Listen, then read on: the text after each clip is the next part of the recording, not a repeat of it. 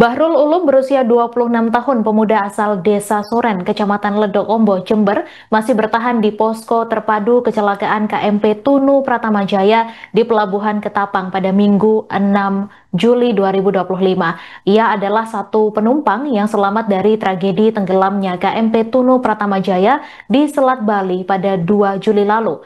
Meski demikian, sejak ditemukan hingga hari keempat pencarian korban lainnya, dirinya enggan pulang ke Jember. Ia masih menunggu adik iparnya yang hingga kini belum ditemukan. Untuk informasi lebih lengkapnya akan disampaikan langsung oleh wartawan Tribun Jatim Timur, Sinca Ari Pangestu. Silakan rekan Sinca. Selamat siang Tribuner, saat ini kami masih berada di posko terpadu penanganan kecelakaan KMP Tunu Pratama Jaya di Pelabuhan Ketapang, Kabupaten Banyuwangi. Dan pada hari keempat ini, sejumlah keluarga korban yang masih belum ditemukan, ini masih terus berdatangan dan masih terus bertahan di posko terpadu ini.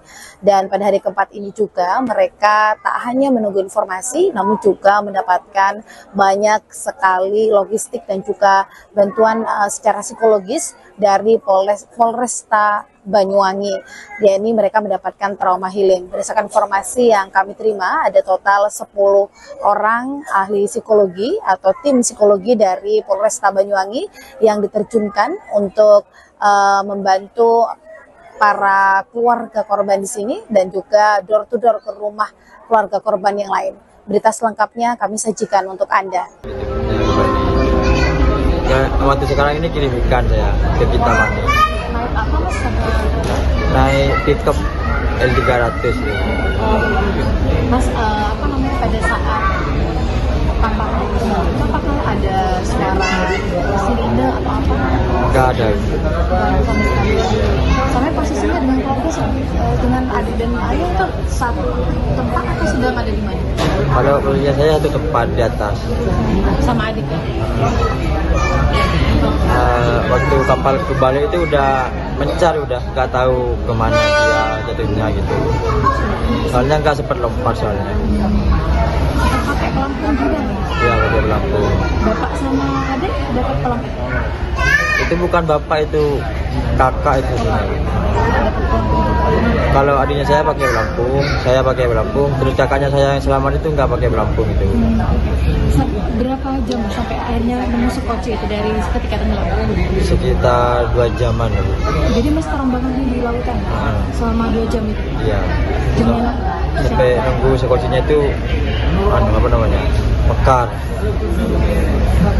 Jadi kami tim dari psikologi Polresta Banyuwangi, atas saran dan perintah Pak Kapolres, sejak hari pertama kejadian kami melakukan pendampingan psikologi kepada para keluarga korban, baik di ASDP maupun door to door terhadap keluarga yang sudah diserahkan kembali, yang selamat diserahkan kembali ke keluarga. Kita door to door melakukan pendampingan psikologis.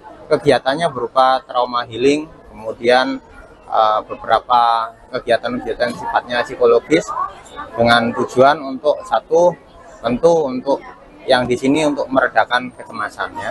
Kita lihat sendiri bagaimana cemasnya masyarakat, cemasnya keluarga menunggu nasib korban yang saat ini masih dalam proses pencarian. Jadi alhamdulillah dari kegiatan ini kita harapannya cukup membantu dari sisi psikis.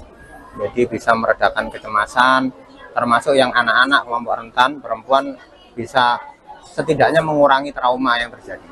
Pak, berapa personil Pak yang diturunkan untuk melakukan trauma healing ini? Kami dipimpin oleh Kabak SDM, kita ada 10 personil ya. Ada Polwan, kemudian Polki atau polisi laki-laki yang punya sertifikasi psikologi. Caranya seperti apa?